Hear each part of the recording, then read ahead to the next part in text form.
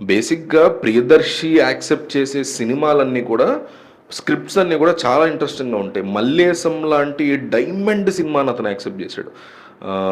'జాతిరత్నాలు' లాంటి most funny ఫిల్మ్‌ని, మొన్న వచ్చిన 'కోర్ట్' లాంటి మోస్ట్ సెన్సిబుల్ సబ్జెక్ట్‌ని కూడా యాక్సెప్ట్ చేసినటువంటి దర్శి, ఇలాంటి ఒక స్క్రిప్ట్‌ని యాక్సెప్ట్ చేశాడు అంటే ముందు అది నాకు డైజెస్ట్ అవ్వట్ల first of all.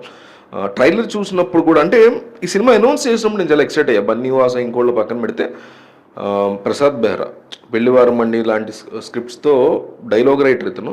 Excellent dialogues రాస్తాడు, వాటి ఎగ్జిక్యూషన్ బాగుంటుంది, కరెక్ట్గా పంచులేస్తాడు. అట్లాంటి వ్యక్తి రావటం.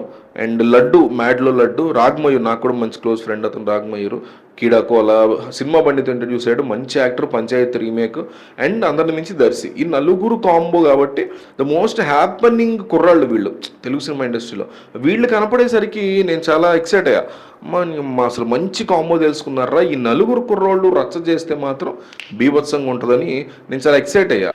అది ఇప్పుడు ఎక్సైట్మెంట్ అనౌన్స్ చేసినప్పుడు సినిమా ట్రైలర్ చూసినప్పుడు నాకు డెఫినెట్లీ ఇది ఎత్తిపోతల పథకం అనే ఫీలింగ్ వచ్చేసింది. ట్రైలర్లోనే తెలిసిపోతుంది. టూ మచ్ ఆఫ్ పారాఫ్రేజల్ అనే బోర్డు పెట్టుకొని ఒక సంబంధం లేని కామెడీ అనమాట. ఒకదానికి స్లాబ్ స్టిక్ కాదు, పారాఫ్రేజల్ కాదు, అది ఒక రకమైన జుగుప్సాకరమైన చిరాకు తెప్పించి అన్నోయింగ్ కామెడీ. సినిమా చూస్తున్నంతసేపు మీకు ఒక్కటే ఫీలింగ్ ఉంటుంది, ఐ ప్రామిస్ యూ, ఎన్నోయ్ ఫీల్ అవుతారు మీరు, చిరాకు దుప్పుతుంటుంది మీకు. ఇట్లాంటి ఎందుకు వచ్చామరా బాబు అని. అట్లా అంటే సంబంధం లేని డైలాగులు. బేసిక్ కథ ఏంటంటే ఆ అమ్మాయి నిహారిక అన్నేమో ముగ్గురు ఫ్రెండ్స్లో ఇద్దరు ఫ్రెండ్స్ ఆ అమ్మాయిని ప్రేమిస్తూ ట్రై చేస్తూ ఉంటే ఆ అమ్మాయి మూడో ఫ్రెండ్ అయిన ప్రియదర్శికి ఇష్టపడుతుంది ఆ అమ్మాయి రివర్స్లో. ఇది కథ.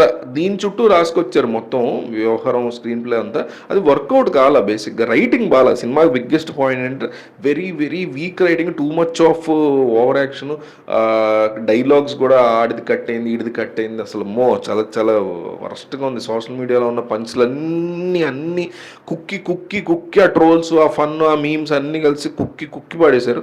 చాలా చిరాకు వచ్చింది. అల్టిమేట్గా సినిమా చూసిన తర్వాత మాత్రం ఆడియన్స్కి చాలా పెద్ద తప్పు చేశాడు ప్రొడ్యూసర్ అనే ఫీలింగ్ వస్తుంది. బన్నీవాస్ సినిమాలు తీయడం ఇంకో మంచి సినిమా తీస్తాడేమో ఆయన, డెఫినెట్గా అప్పుడు ఎంకరేజ్ చేద్దాం. కానీ ఇది డెఫినెట్లీ ఆయన ఇంత ఎక్స్పీరియన్స్ యూజ్ అంటే too many chefs spoil the art food అయితే ఉంటుంది కదా, అట్లాగా బన్నీవాస్కి ఇండస్ట్రీలో బోర్డైన పరిచయాలు, పెద్ద సర్కిల్, పెద్ద మనిషి కాబట్టి చాలామంది ఇన్వాల్వ్ అయిపోయారు స్క్రిప్ట్లో అనిపించింది. బేసిక్గా స్క్రిప్ట్ స్ట్రక్చర్ సాలిడ్గా లేదు, అది రాసుకున్న విధానం బాగాలేదు, అని కాన్వర్జేషన్స్ బాగాలేదు, కొన్ని చోట్ల అక్కడక్కడ కామెడీ ఉంది తప్ప అల్టిమేట్గా చూసుకుంటే ఈ సినిమాని కడుపు నిండా చక్కగా సంతోషంగా ఏమాత్రం మొహమాటం లేకుండా కూడా పక్కన పెట్టేసి చక్కగా అవాయిడ్ చేసేయచ్చు. అసలు ఓటీటీలో వచ్చినా కూడా నేనైతే చూడమని సజెస్ట్ చేయను.